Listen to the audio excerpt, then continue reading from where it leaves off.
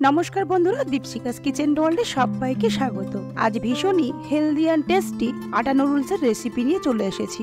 সকাল বা সন্ধ্যার টিফিনে কিংবা বাচ্চাদের স্কুলের টিফিনে এই আটা নুডলস আমরা বানিয়ে নিতে পারি খুব সহজেই। মাত্র 5 থেকে 7 মিনিটেই নামমাত্র তেল দিয়ে বানানো এই চটপটা আটা নুডলসের রেসিপিটি আজ তৈরি করে দেখাবো। আটা নুডলস বানানোর জন্য আমি এখানে 2 প্যাকেট আটা নুডলস নিয়ে নিয়েছি, তবে আপনারা এখানে আটা নুডলসের পরিবর্তে ম্যাগিও নিতে পারেন। এবার নুডলসটা বানানোর জন্য আমি এখানে কিছু সবজি কেটে নিয়েছি। গাজর, বিনস, পেঁয়াজ, ক্যাপসিকাম আর একটা লঙ্কা আমি ছোট ছোট টুকরো করে কেটে নিয়েছি। এবার আমি একটা প্যান বসিয়ে দেব। প্যানের মধ্যে পরিমাণ মতো জল দিয়ে দেব। জলটা বেশ গরম হয়ে গেলে আমি 2 প্যাকেট নুডলস জলের মধ্যে দিয়ে দেব।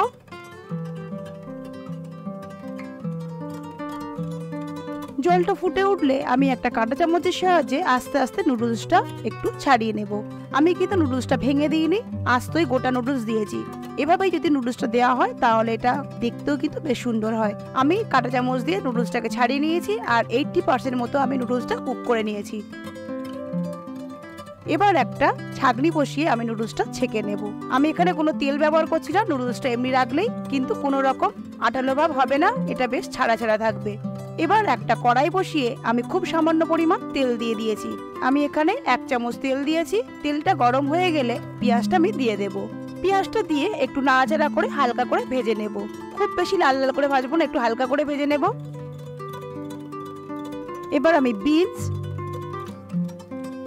কুচনো গাজর আর যে ক্যাপসিকামটা কেটে রেখেছিলাম সেটা আমি দিয়ে দেব। দিয়ে সমস্ত সবজি আমি হাই ফ্লেমে ভেজে নেব। আর সবজিগুলো আমি কিন্তু 2 টেবিল স্পুন করে নিয়েছি। হাই ফ্লেমে সবজিটা ভেজে নেওয়ার পর আমি এখানে স্বাদ মতো লবণ দিয়ে দেবো। খুব বেশি লবণ আমি দেবো না। আর 1/4 টিস্পুন মতো আমি এখানে কাশ্মীরি লঙ্কা দিয়েছি। দিয়ে সমস্ত সবজি আবারও খুব ভালো করে একটু ভেজে নেব। সবজিটা ভেজে নেওয়া হয়ে গেলে আমি গ্যাসের ফ্লেমটাকে মিডিয়ামেই রেখে আমি 1 মিনিটের জন্য ঢাকা দিয়ে দেব। এবার ঢাকা খুলে আমি সবজির মধ্যে যে কাঁচা লঙ্কাটা কেটে রেখেছিলাম লঙ্কা দিয়ে দেব। আর এই সময় দিয়ে দেব একটা মিডিয়াম সাইজের টমেটোটাকে আমি স্লাইস করে কেটে নিয়েছি। আবারও সবজিগুলো একটু নাড়াচাড়া করে নেব। ঝালটা আপনারা নিজেদের স্বাদ অনুযায়ী দেবেন। আমি যেহেতু বাচ্চাদের জন্য বানাচ্ছি তাই আমি এখানে ঝালটা খুব কমই দিয়েছি। এবার আমি সবজিগুলোকে সাইড করে দিয়ে মাঝখানটা ফাঁকা করে দেব। আর 2টো ডিম আমি মাঝখানে দিয়ে দেব। আমি কিন্তু আর কোনো তেল ব্যবহার করছি না, তবে আপনারা চাইলে এখানে অল্প একটু সামান্য তেল ব্যবহার করতে পারেন। এবার আমি ডিমটাকে চামচের সাহায্যে আস্তে আস্তে একটু ফ্রাই করে নেব। দেখুন আমি কিন্তু শুধু ডিমটাকেই মাঝখানে একটু হালকা করে ভেজে নিচ্ছি। ডিমটা ভেজে নেওয়া হয়ে গেলে আমি সবজির সঙ্গে ডিমটা খুব ভালোভাবে মিশিয়ে দেব। সবজি আর ডিম ভালোভাবে মিশিয়ে নেওয়া হয়ে গেলে আমি যে টেস্ট মেকার সেই টেস্ট মেকারটা আমি দিয়ে দেব। 2 প্যাকেট টেস্ট মেকারই এখানে আমি দিয়ে দেব। এতে করে নুডলসের স্বাদটা কিন্তু আরো অনেক বেশি ভালো হয়। আমি আর কোনো মশলা কিন্তু এখানে ব্যবহার করছি না, জাস্ট শুধু আমি 2 প্যাকেট টেস্ট মেকারই দেব।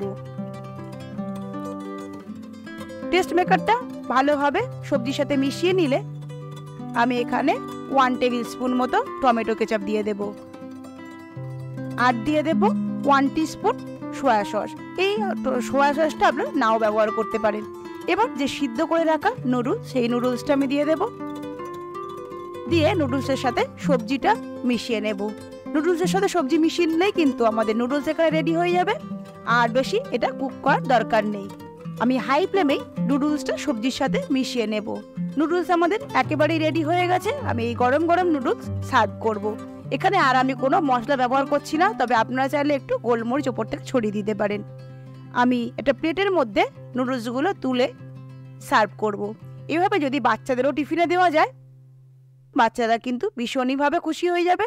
আর যেহেতু এটা আটা নুডলস, এটা অবশ্যই আমরা বাচ্চাদের টিফিনে দিতে পারি, কিংবা সকাল বা সন্ধ্যের টিফিনেও আমরা অনায়াসেই এটা বানিয়ে সার্ভ করতে পারি।